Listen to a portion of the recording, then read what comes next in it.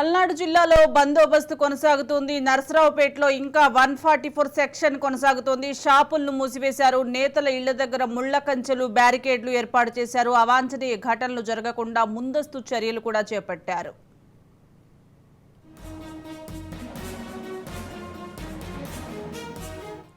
పల్నాడు జిల్లాలో బందోబస్తు కొనసాగుతుంది. ఇటు నర్సరావుపేటలో కూడా ఇంకా 144 సెక్షన్ కొనసాగుతుంది. షాపులను కూడా మూసివేశారు. నేతల ఇళ్ల దగ్గర కూడా ముళ్ల కంచెలు, బ్యారికేడ్లు కూడా ఏర్పాటు చేశారు. దీనికి సంబంధించి మరింత సమాచారం మా ప్రతినిధి పల్నాడు నుంచి రమేష్ అందిస్తారు. రమేష్, ఏదైతే మరి నిన్న ఫలితాలు వచ్చినటువంటి నేపథ్యంలో ఎలాంటి అవాంఛనీయాలు సంఘటనలు జరగకుండా కూడా ముందస్తుగా పోలీసులు ప్రస్తుతం 144 సెక్షన్ అమల్లో ఉంది. పల్నాడు ప్రాంతం మొత్తం కూడా 144 సెక్షన్ అమల్లో ఉన్నటువంటి పరిస్థితి కంది. ఎన్నికల తర్వాత జరిగినటువంటి ఘర్షణలో హింస చెలరేగినటువంటి నేపథ్యంలో ఖచ్చితంగా అటు పోలీస్ యంత్రాంగం చాలా అప్రమత్తంగా ఉందని చెప్పుకోవచ్చు. దాదాపు 5 రోజుల పాటు ఉండేటువంటి అవకాశం కనపడుతుంది. కేంద్ర బలగాలు మోహరించారు, పెద్ద ఎత్తున కూడా మోహరించారు. ఒక నర్సరావుపేట పట్టణంలో దాదాపు 1000 మంది పోలీసులు, అటు మాచర్ల నియోజకవర్గం సంబంధించినటువంటి కేంద్ర బలగాలని మోహరించినటువంటి పరిస్థితి కనపడుతుంది. అదే విధంగా కూటమి ప్రభంజనం భారీ సంఖ్యలో సీట్లు నమోదు చేసుకున్నటువంటి నేపథ్యంలో ఖచ్చితంగా ఎక్కడన్నా అవాంఛనీయ సంఘటనలు జరిగేటువంటి అవకాశం ఉంది. ఎందుకంటే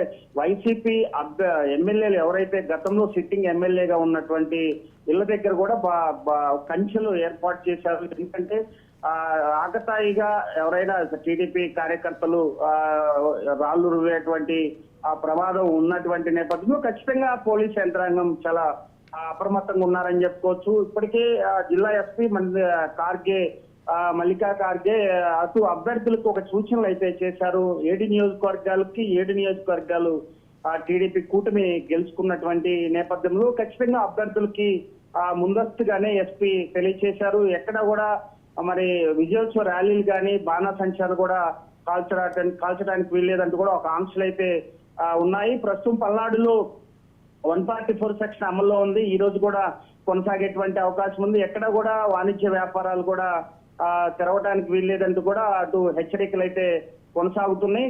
కేవలం నిత్యావసర సరుకులకు సంబంధించి, మెడికల్ కి సంబంధించినటువంటి షాప్స్ మాత్రమే ప్రస్తుతం తెరిచినటువంటి పరిస్థితి కనబడుతుంది. అయితే ముఖ్యంగా మనం చూసుకుంటే సుజాత, పల్నాడు ప్రాంతంలో ఎక్కువగా వివాదాస్పదమైన ఘర్షణల వాతావరణం నెలకొన్నటువంటి నేపథ్యంలో మాచర్ల జరిగినటువంటి అల్లర్లు కానీ, నరసరావుపేట జరిగినటువంటి అల్లర్లు అటు ఎస్పీ చాలా సీరియస్ గా దృష్టి సారించింది. ఎస్పీ తో పాటు అదేవిధంగా డీజీపీ హరీష్ గుప్తా జరుగుతున్నటువంటి పరిణామాలపైన కూడా ఆరా తీస్తున్నటువంటి పరిస్థితి. నిన్న కూడా కొంత ఫలితాలు విడుదల జరిగేటువంటి సమయంలో కూడా మనం చాలా గమనించాం. అక్కడ ఎస్పీ కేంద్ర బలగాలకి ఎక్కువ పవర్స్ ఇచ్చినటువంటి పరిస్థితి. లోకల్ లో ఉన్నటువంటి సిఐలు కానీ, ఎస్ఐలు కానీ కేవలం వారు పోస్టింగ్ డ్యూటీలు చేసినప్పటికీ ఖచ్చితంగా అక్కడ ఉన్నటువంటి కేంద్ర బలగాలకి పూర్తిగా పవర్స్ ఇచ్చినటువంటి పరిస్థితి కనపడుతుంది. ఎక్కడ కూడా ఐడి కార్డు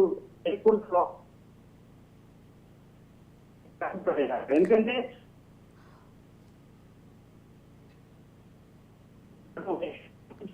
పల్నాడు ప్రాంతానికి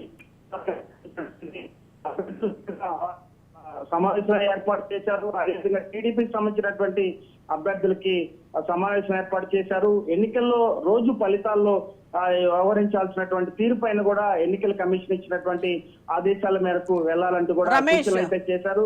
రమేష్, ఇంకా పల్నాడు ప్రాంతాలు ఇంకా ఎప్పటి వరకు 144 సెక్షన్ అమల్లో ఉండే అవకాశం ఉందంటారు?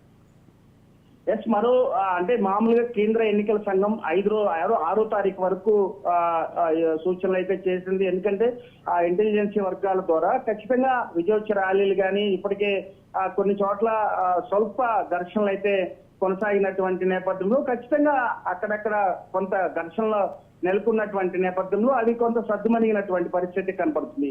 6వ తారీఖు వరకు కొనసాగేటువంటి అవకాశం ఉందని కేంద్రం ఇచ్చినట్టు మరో 5 రోజులు పట్టేటువంటి అవకాశం అయితే కనపడుతుంది. అయితే 9వ తారీఖు ప్రమాణ స్వీకారం తర్వాత కూడా యథావిధిగా కొనసాగేటువంటి అవకాశం ఉంది. ఎందుకంటే ఇప్పటికే ఎంపీ లావు శ్రీకృష్ణదేవరాయలు ఎస్పీని అటు డీజీపీని కూడా ముందస్తుగా, ఎందుకంటే 144 సెక్షన్ అమలు వలన చాలా వాణిజ్య వ్యాపారాలు కూడా చాలా ఇబ్బందులకి గురవుతున్నాయి. ఎందుకంటే ఛాంబర్ ఆఫ్ కామర్స్ అసోసియేషన్ కూడా విజ్ఞప్తి చేసింది. ఎందుకంటే షాప్స్ క్లోజ్ చేయడం వల్ల చాలా తీవ్రంగా నష్టపోయేటువంటి అవకాశం ఉన్నటువంటి నేపథ్యంలో వ్యాపార రంగాలు కానీ అటు తీవ్రంగా నష్టపోయేటువంటి అవకాశం ఉన్నటువంటి నేపథ్యంలో ఖచ్చితంగా ఎంపీ లావు శ్రీకృష్ణదేవరాయలు కొంత అటు పోలీస్ యంత్రాంగాన్ని రిక్వెస్ట్ చేసినప్పటికీ అయితే పైనుంచి ఎన్నికల కమిషన్ ఇచ్చిన ఆదేశాల మేరకే ఇక్కడ అమల్లో ఉన్నటువంటి పరిస్థితి ఉంది. ఇవాళ రేపు కొనసాగేటువంటి అవకాశం ఉంది. ఖచ్చితంగా 9వ తారీఖు చంద్రబాబు నాయుడు ముఖ్యమంత్రి తర్వాత మాత్రం మరింత వెసులుబాటు జరిగేటువంటి అవకాశం అయితే ఖచ్చితంగా ప్రస్తుతం ఈ రోజు కూడా రేపు కూడా ఎలక్షన్ కోడ్ అమల్లో ఉన్నటువంటి నేపథ్యంలో ఖచ్చితంగా ఎలక్షన్ కమిషన్ ఇచ్చినటువంటి ఆదేశాల మేరకు వారు 144 సెక్షన్ తీసేస్తారా లేదా అనేది కూడా వారు ఇచ్చినటువంటి ఆదేశాల మేరకు వెళ్ళేటువంటి అవకాశం అయితే ఖచ్చితంగా కనబడుతుంది. Right, thank you Ramesh.